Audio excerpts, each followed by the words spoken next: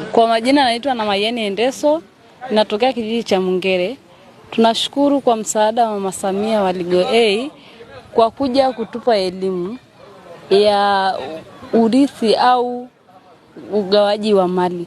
Kwa sababu sisi jamii ya Kimasai au ya kifugaji tuna changamoto sana. Huwa mzee akifariki huwa tuna changamoto kwa sababu mali zetu tunanyang'anywa na watu wengine au watu baki au ndugu.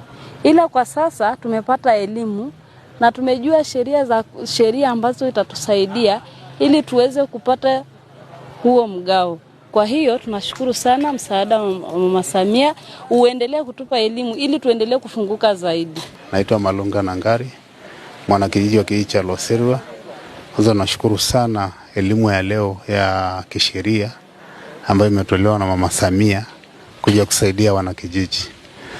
Huko mwanzo uelewa mdogo wa kisheria ilikuwa hatuna, lakini kwa siku ya leo tunaelekea kupata mambo mazuri, mambo ya kuandika usia ambayo baadaye haitaleta mtafaruku ndani ya kijiji. Kwa majina naitwa Sakaya Yohana Lesimbai, ni mwananchi wa kijiji cha Mungere, ni mwenyekiti wa kitongoji.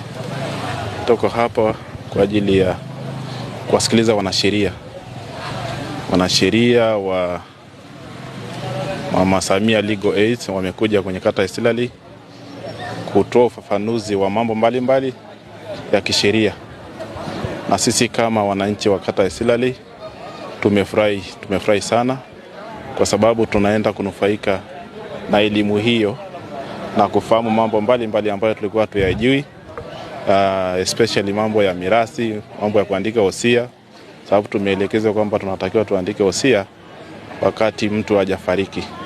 Sasa hiyo itatusaidia sisi kwa sababu baadaye mtu akishajua namna hiyo ataandaa wosia na baadaye kutakuwa kuna mifarakano ndani ya familia. Kwa majina yangu naitwa Mary Msisiri. Tunashukuru kwa elimu tuliyoipata hasa katika jamii yetu ya kifugaji. Kiukweli mara nyingi tumehisi wosia ni uchuro. Hasa kwa wengi tunaamini ya kwamba mtu akiandika wosia labda atakufa au si kitu sahihi katika jamii. Lakini kiukweli leo tumepata elimu, tumejua maana ya kuandika mirathi kwa wakati na kuleta usawa katika jamii, kuepusha migogoro, tamaa, na mara nyingi tunaamini kwamba mirathi inamhusu mwanafamilia, tukimaanisha kwamba mume au mke akifa, jamii ya kwao ndio inaohusika na mirathi, lakini kumbe sivyo. Mirathi ina watu stahiki wanaofaa kuipata hiyo mirathi. Sisi kama wananchi tumenufaika. Kwanza umetugusa mmoja mmoja, na hasa katika jamii za Kimaasai.